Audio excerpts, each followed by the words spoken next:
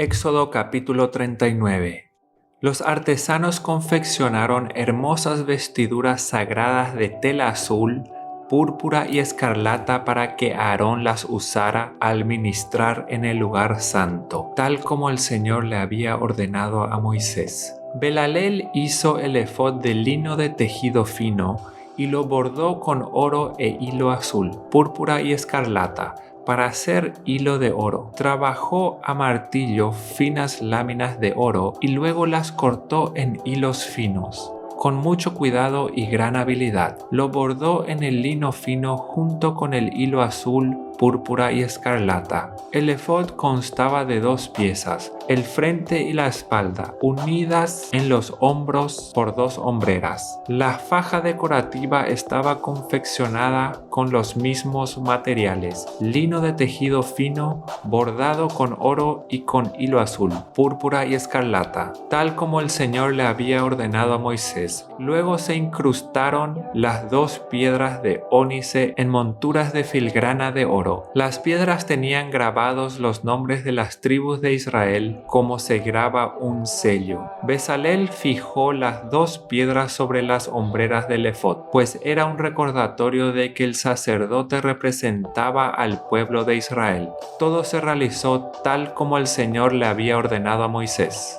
Bezalel hizo el pectoral con mucho cuidado y con gran habilidad. Lo confeccionó de tal modo que hiciera juego con el efod, de lino de tejido fino, bordado con oro y con lino azul, púrpura y escarlata. Hizo el pectoral de una sola pieza de tela, doblada en forma de bolsa cuadrada, de 23 centímetros cada lado. Sobre el pectoral incrustaron 4 hileras de piedras preciosas. La primera hilera tenía una cornalina roja, un peridoto de color verde pálido y una esmeralda. La segunda hilera estaba compuesta por una turquesa, un lápiz lazulí de color azul y una adularia blanca. La tercera hilera consistía de un jacinto anaranjado, un ágata y una amarista púrpura. La cuarta hilera estaba formada por un berilo azul y verde, un ónice y un jaspe verde. Todas estas piedras estaban incrustadas en filigranas de oro. Cada piedra representaba a uno de los 12 hijos de Israel, y el nombre de la tribu que representaba estaba grabado en ella como un sello. Para fijar el pectoral al efod, prepararon cordones trenzados de hilo de oro puro. También hicieron 2 monturas de filigrana de oro y 2 anillos de oro, y los fijaron a las esquinas superiores del pectoral. Luego ataron los 2 cordones de oro a los anillos colocados en el pectoral. También ataron los otros extremos de los cordones a las monturas de oro que iban sobre las hombreras del efod. Después hicieron otros 2 anillos de oro y los fijaron a los bordes interiores del pectoral junto al efod. Luego hicieron otros 2 anillos de oro y los fijaron a la parte delantera del efod. Debajo de las hombreras, justo encima del nudo donde la faja decorativa se ciñe al efod. Después sujetaron con cordones azules los anillos inferiores del pectoral a los anillos del efod. De este modo, el pectoral quedaba firmemente unido al efod por encima de la faja decorativa. Todo se realizó tal como el Señor le había ordenado a Moisés. Bezalel confeccionó de una sola pieza de tela azul el manto que se usa con el efod, con una abertura en el centro por donde Aarón pudiera meter la cabeza. Reforzó la abertura con un cuello tejido para evitar que se rasgara. Hicieron granadas de hilo azul, púrpura y escarlata y las sujetaron al borde del manto. También hicieron campanillas de oro puro y las colocaron entre las granadas, a lo largo del borde, de modo que las campanillas y las granadas quedaron en forma alternada por todo el borde. El sacerdote llevaba puesto el manto cada vez que oficiaba delante del Señor, tal como el Señor le había ordenado a Moisés. Confeccionaron túnicas de tela de lino fino para Aarón y sus hijos. Hicieron el turbante y los gorros especiales de lino fino. También hicieron la ropa interior de lino de tejido fino. Las fajas las hicieron de lino de tejido fino y bordadas con hilo azul, púrpura y escarlata, tal como el Señor le había ordenado a Moisés. Por último, hicieron el medallón sagrado, la insignia de santidad de oro puro. Lo grabaron como un sello con las palabras «Santo para el Señor». Con un cordón azul sujetaron el medallón al turbante de Aarón, tal como el Señor le había ordenado a Moisés. Por fin el tabernáculo quedó terminado. Los israelitas hicieron todo tal como el Señor le había ordenado a Moisés, y presentaron a Moisés el tabernáculo completo, la carpa sagrada con todo mobiliario, los broches, los soportes, los travesaños, los postes y las bases, las cubiertas para el tabernáculo, de pieles de carnero curtidas y cuero de cabra de la mejor calidad, la cortina interior que protege el arca del pacto y las varas para transportarla, la tapa del arca, el lugar de la expiación, la mesa y todos sus utensilios, el pan de la presencia, el candelabro de oro puro, con sus copas simétricas para las lámparas, todos los accesorios y el aceite de oliva para la iluminación,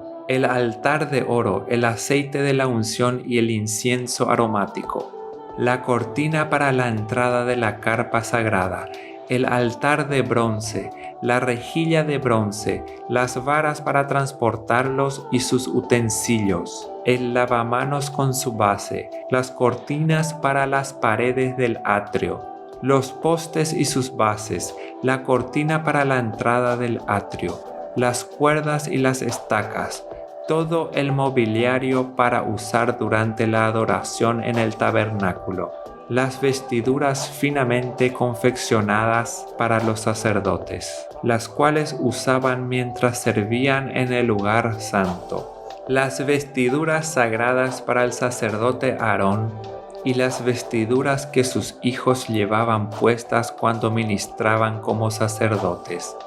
Así que los israelitas siguieron todas las instrucciones que el Señor le había dado a Moisés. Luego Moisés revisó todo el trabajo. Cuando verificó que todo se había llevado a cabo tal como el Señor le había ordenado, los bendijo. Éxodo capítulo 40. Luego el Señor le dijo a Moisés: «Levanta el tabernáculo, el primer día del nuevo año. Coloca adentro el arca del pacto y cuelga la cortina interior para encerrar el arca dentro del lugar santísimo. Luego manda traer la mesa y acomoda los utensilios sobre ella. Además manda traer el candelabro e instala las lámparas. Ubica el altar de oro para el incienso frente al arca del pacto. Después cuelga la cortina en la entrada del tabernáculo. Coloca el altar de las ofrendas quemadas delante de la entrada del tabernáculo.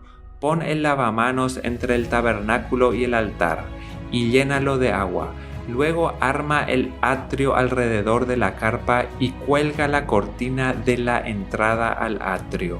Toma el aceite de la unción y unge el tabernáculo junto con todo el mobiliario, a fin de consagrarlos y para que queden santos. Unge el altar de las ofrendas quemadas y sus utensilios, a fin de consagrarlos. Entonces el altar será completamente santo. Luego unge el lavamanos y su base, a fin de consagrarlos. Lleva a Aarón y a sus hijos a la entrada del tabernáculo y lávalos con agua. Ponle a Aarón las vestiduras sagradas y úngelo. Así quedará consagrado para servirme como sacerdote. Luego haz que se acerquen sus hijos y vístelos con sus túnicas. Úngelos como ungiste a su padre, para que ellos también me sirvan como sacerdotes. Al ungirlos, los descendientes de Aarón quedan apartados para el sacerdocio por siempre, de generación en generación. Moisés hizo todo lo que el Señor le había ordenado. Así que el tabernáculo fue armado el primer día del primer mes del segundo año. Moisés levantó el tabernáculo, Primero situó las bases, encajó los soportes, fijó los travesaños y colocó los postes. Luego extendió las cubiertas sobre el armazón del tabernáculo y puso las capas protectoras encima, tal como el Señor le había ordenado. Entonces tomó las tablas de piedra grabadas con las condiciones del pacto y las puso dentro del arca. Después sujetó al arca las varas para transportarla y a la tapa del arca, el lugar de la expiación, la colocó encima. Luego llevó el arca del pacto dentro del tabernáculo y colgó la cortina interior para protegerla de la vista, tal como el Señor le había ordenado. Después Moisés ubicó la mesa en el tabernáculo, en el lado norte del lugar santo, justo fuera de la cortina interior, y acomodó sobre la mesa el pan de la presencia delante del Señor, tal como el Señor le había ordenado. Luego puso el candelabro en el tabernáculo, en dirección opuesta a la mesa, en el lado sur del lugar santo. Entonces encendió las lámparas en la presencia del Señor, tal como el Señor le había ordenado.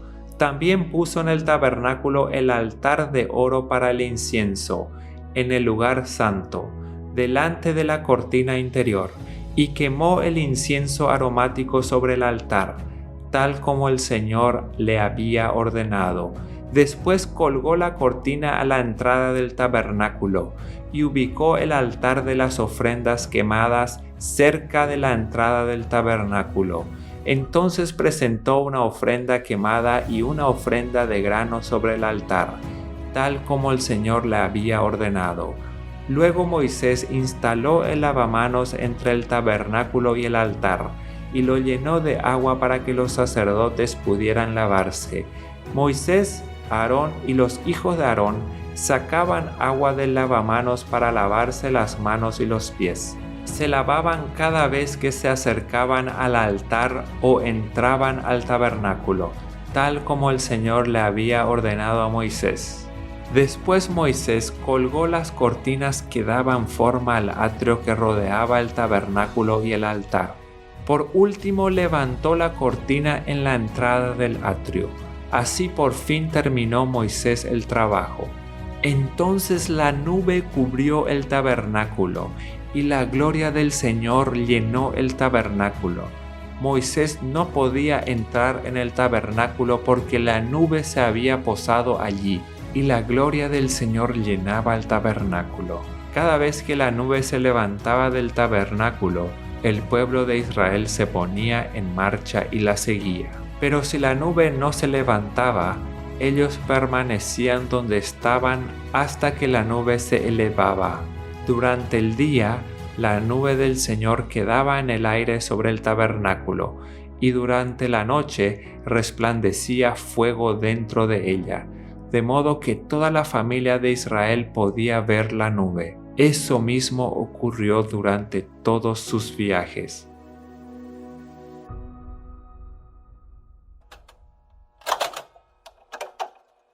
Salmos capítulo 45. Hermosas palabras conmueven mi corazón, por eso recitaré un bello poema acerca del Rey, pues mi lengua es como la pluma de un hábil poeta. Eres el más apuesto de todos, de tus labios se desprenden palabras amables. Dios mismo te ha bendecido para siempre. Ponte la espada, oh poderoso guerrero. Eres tan glorioso, tan majestuoso. Cabalga con majestad hacia la victoria y defiende la verdad, la humildad y la justicia. Avanza para realizar obras imponentes. Tus flechas son afiladas, traspasan el corazón de tus enemigos, y las naciones caen a tus pies. Tu trono, oh Dios, permanece por siempre y para siempre. Tú gobiernas con un cetro de justicia. Amas la justicia y odias la maldad. Por eso Dios, tu Dios, te ha ungido, derramando el aceite de alegría sobre ti más que sobre cualquier otro. Mirra, aloe y casia perfuman tu manto. En palacios de marfil la música de cuerdas te entretiene. Hijas de reyes hay entre las mujeres de tu corte. A tu derecha está la reina. Lleva joyas del oro más fino de Ofir. Escúchame, oh hija de la realeza. Toma en serio lo que te digo. Olvídate de tu pueblo y de tu familia que están lejos. Pues tu esposo, el rey, se deleita en tu belleza. Hónralo, porque él es tu señor. La princesa de Tiro te colmará de regalos. Los ricos suplicarán tu favor. La novia, una princesa, luce gloriosa en su vestido dorado. Con sus hermosas vestiduras la llevan ante el rey, acompañada por sus damas de honor. ¡Qué procesión tan alegre y entusiasta cuando entran en el palacio del rey! Tus hijos se convertirán en reyes como su padre. Los harás gobernantes de muchas tierras. Traeré honra a tu nombre en todas las generaciones. Por eso, las naciones te alabarán por siempre y para siempre.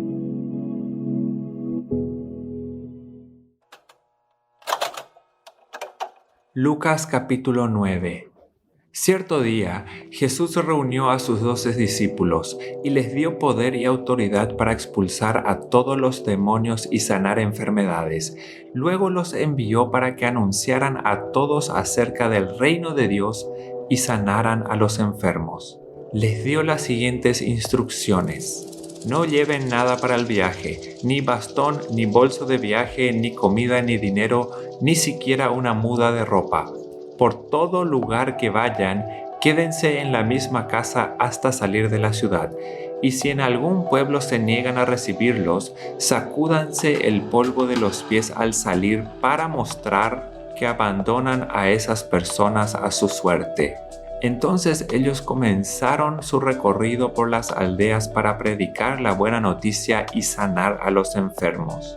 Cuando Herodes Antipas, el gobernante de Galilea, oyó hablar de todo lo que Jesús hacía, quedó perplejo. Algunos decían que Juan el Bautista había resucitado de los muertos. Otros pensaban que Jesús era Elías o algún otro profeta, levantado de los muertos. Decapité a Juan, decía Herodes. Así que, ¿quién es este hombre de quien oigo tantas historias? Y siguió tratando de ver a Jesús. Cuando los apóstoles regresaron, le contaron a Jesús todo lo que habían hecho. Luego él se retiró con ellos sin llamar la atención hacia la ciudad de Betsaida. Pero las multitudes descubrieron a dónde iba y lo siguieron. Jesús los recibió y les enseñó acerca del reino de Dios y sanó a los que estaban enfermos. Al atardecer, los 12 discípulos se le acercaron y le dijeron: «Despide a las multitudes para que puedan conseguir comida y encontrar alojamiento para la noche en las aldeas y granjas cercanas. En este lugar alejado no hay nada para comer». Jesús les dijo: «Denles ustedes de comer». «Pero lo único que tenemos son 5 panes y 2 pescados», le respondieron. «¿O esperas que vayamos y compremos suficiente comida para toda esta gente?». Pues había alrededor de 5,000 hombres allí. Jesús les respondió: «Díganles que se sienten en grupos de unos 50 cada uno». Entonces todos se sentaron. Jesús tomó los 5 panes y los pescados, miró hacia el cielo y los bendijo. Luego, a medida que partía los panes en trozos, se los daba a sus discípulos junto con los pescados para que los distribuyeran entre la gente. Todos comieron cuanto quisieron, y después los discípulos juntaron 12 canastas con lo que sobró. Cierto día, Jesús se alejó de las multitudes para orar a solas. Solo estaban con él sus discípulos y les preguntó: «¿Quién dice la gente que soy?». «Bueno», contestaron, «algunos dicen Juan el Bautista, otros dicen Elías, y otros dicen que eres uno de los otros antiguos profetas que volvió de la muerte». Entonces les preguntó: «¿Y ustedes? ¿Quién dicen que soy?». Pedro contestó: «Tú eres el Mesías enviado por Dios». Jesús les advirtió a sus discípulos que no dijeran a nadie quién era él. «El Hijo del Hombre tendrá que sufrir muchas cosas terribles», les dijo. «Será rechazado por los ancianos, por los principales sacerdotes y por los maestros de la ley religiosa. lo matarán, pero al tercer día resucitará. Entonces dijo a la multitud: si alguno de ustedes quiere ser mi seguidor, tiene que abandonar su propia manera de vivir, tomar su cruz cada día y seguirme. Si tratas de aferrarte a la vida, la perderás, pero si entregas tu vida por mi causa, la salvarás. ¿Y qué beneficio obtienes si ganas el mundo entero, pero te pierdes o destruyes a ti mismo? Si alguien se avergüenza de mí y de mi mensaje, el Hijo del Hombre se avergonzará de esa persona cuando regrese en su gloria y en la gloria del Padre y de los santos ángeles. Les digo la verdad, algunos de los que están aquí ahora no morirán sin antes ver el reino de Dios. Cerca de 8 días después, Jesús llevó a Pedro, a Juan y a Santiago a una montaña para orar. Y mientras oraba, la apariencia de su rostro se transformó y su ropa se volvió blanca resplandeciente. De repente aparecieron 2 hombres, Moisés y Elías, y comenzaron a hablar con Jesús. Se veían llenos de gloria y hablaban sobre la partida de Jesús y de este mundo, lo cual estaba a punto de cumplirse en Jerusalén. Pedro y los otros se durmieron. Cuando despertaron, vieron la gloria de Jesús y a los 2 hombres de pie junto a él. Cuando Moisés y Elías comenzaron a irse, Pedro, sin saber siquiera lo que decía, exclamó: «Maestro, es maravilloso que estemos aquí. Hagamos 3 enramadas como recordatorios, uno para ti, uno para Moisés y la otra para Elías». Pero no había terminado de hablar cuando una nube los cubrió, y mientras los cubría, se llenaron de miedo. Entonces, desde la nube, una voz dijo: «Este es mi Hijo, mi elegido. Escúchenlo a él». Cuando la voz terminó de hablar, Jesús estaba allí solo. En aquel tiempo no le contaron a nadie lo que habían visto. Al día siguiente, después que bajaron del monte, una gran multitud salió al encuentro de Jesús. Un hombre de la multitud le exclamó: «Maestro, te suplico que veas a mi hijo, el único que tengo. Un espíritu maligno sigue apoderándose de él, haciéndole gritar. Le causa tales convulsiones que echa espuma por la boca. Lo sacude violentamente y así nunca lo deja en paz. Le supliqué a tus discípulos que expulsaran ese espíritu, pero no pudieron hacerlo». «Gente corrupta y sin fe», dijo Jesús, «¿hasta cuándo tendré que estar con ustedes y soportarlos?». Entonces le dijo al hombre: «Tráeme a tu hijo aquí». Cuando el joven se acercó, el demonio lo arrojó al piso y le causó una violenta convulsión. Pero Jesús reprendió al espíritu maligno y sanó al muchacho. Después lo devolvió a su padre. El asombro se apoderó de la gente al ver esa majestuosa demostración del poder de Dios. Mientras todos se maravillaban de las cosas que él hacía, Jesús dijo a sus discípulos: «Escúchenme y recuerden lo que digo. El Hijo del Hombre será traicionado y entregado en manos de sus enemigos». Sin embargo, ellos no entendieron qué quiso decir. El significado de lo que decía estaba oculto de ellos, por eso no pudieron entender y tenían miedo de preguntarle. Entonces los discípulos comenzaron a discutir entre ellos acerca de quién era el más importante. Pero Jesús conocía lo que ellos pensaban, así que trajo a un niño y lo puso a su lado. Luego les dijo: «Todo el que recibe de mi parte a un niño pequeño como este, me recibe a mí. Y todo el que me recibe a mí, también recibe al Padre, quien me envió. El más insignificante entre ustedes es el más importante». Juan le dijo a Jesús: «Maestro, vimos a alguien usar tu nombre para expulsar demonios, pero le dijimos que no lo hiciera porque no pertenece a nuestro grupo». Jesús le dijo: «No lo detengan. Todo el que no está en contra de ustedes está a su favor». Cuando se acercaba el tiempo de ascender al cielo, Jesús salió con determinación hacia Jerusalén. Envió mensajeros por delante a una aldea de Samaria para que se hicieran los preparativos para su llegada. Pero los habitantes de la aldea no recibieron a Jesús porque iba camino a Jerusalén. Cuando Santiago y Juan vieron eso, le dijeron a Jesús: «Señor, ¿quieres que hagamos bajar fuego del cielo para que los consuma?». Entonces Jesús se volvió a ellos y los reprendió. Así que siguieron de largo hacia otro pueblo. Mientras caminaban, alguien le dijo a Jesús: «Te seguiré a cualquier lugar que vayas». Jesús le respondió: «Los zorros tienen cuevas donde vivir, y los pájaros tienen nidos, pero el Hijo del Hombre no tiene ni siquiera un lugar donde recostar la cabeza». Dijo a otro: «Ven, sígueme». El hombre aceptó, pero le dijo: «Señor, deja que primero regrese a casa y entierre a mi padre». Jesús le dijo: «Deja que los muertos espirituales entierren a sus propios muertos. Tú debes ir y predicar acerca del reino de Dios». Otro dijo: «Sí, Señor, te seguiré, pero primero deja que me despida de mi familia». Jesús le dijo: «El que pone la mano en el arado y luego mira atrás no es apto para el reino de Dios».